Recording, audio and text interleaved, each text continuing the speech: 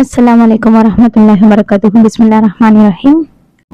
இன்றைய தலைப்பு, வறுமை என்பது சோதனையா? வறுமை சிறப்புக்குரியது. வறுமை கஷ்டம் ஏற்பட்டால் அதனை சோதனை என்று இன்னும் நம்மள பல பேர் இறைவன் நம்மளை தண்டித்து விட்டா என்று நினைச்சிட்டு இருக்கோம்.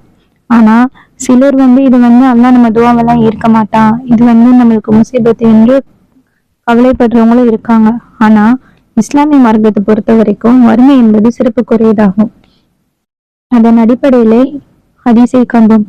நபி ஸல்லல்லாஹு அலைஹி வஸல்லம் அவர்கள் கூறினார்கள், நான் சொர்க்கத்தை எட்டி பார்த்தேன், அதில் மிக அதிகமானவர்களாக ஏழைகளை கண்டேன். நரகத்தை எட்டி பார்த்தேன், அதில் மிக அதிகமானவர்களாக பெண்களை கண்டேன் என்று கூறினார்கள். ஹதீஸ் புகாரி. அதாவது ரசூல்லா சொல்றாங்க, நான் சொர்க்கத்தை எட்டி பார்த்தேன், அதுல நிறைய பேர் நான் ஏழைகளை தான் பார்த்தேன் அப்படிங்கிறாங்க. அதே மாதிரி மற்றொரு ஹதீஸ்ல சொல்றாங்க, பணக்காரர்களுக்கு 500 வருடங்களுக்கு முன்பாக ஏழைகள் சொர்க்கத்தில் நுழைவார்கள். 500 வருடங்கள் என்பது மறுமையுடைய பாதி நாளாகும். இந்த ஹதீஸ்ல ரசூலா சொல்றாங்க, பணக்காரர்களுக்கு 500 வருடங்களுக்கு முன்பாக அல்லாஹ் ஏழைகளை சொர்க்கத்துக்கு நுழைய செய்வான் அப்படின்னு.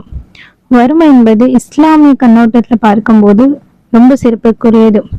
அல்லாஹ் ஒருத்தவங்களுக்கு வறுமையை கொடுக்குறான், கஷ்டத்தை கொடுக்குறான் அப்படின்னா அவங்களோட ஈமானையும் சோதிக்கிறான்றதுதான் அதோட அர்த்தம். ஆனா நம்மள பல பேர் அல்லாஹ் நம்மளை தண்டிச்சுட்டா, அல்லாஹ் நம்ம துவாவெல்லாம் ஏற்கல அப்படின்னு நினைச்சிட்டு இருக்காங்க. நம்ம அல்லாஹ்விடமிருந்து வர அனைத்து கஷ்டங்களையும் பொறுமையுடன் கையாண்டு நிச்சயமாக மறுமையில வெற்றி பெற அல்லாஹ் நம் அனைவருக்கும் அருள் புரிவானாக. ஆமீன். அஸ்ஸலாமு அலைக்கும் வரஹ்மத்துல்லாஹி வபரகாத்துஹு.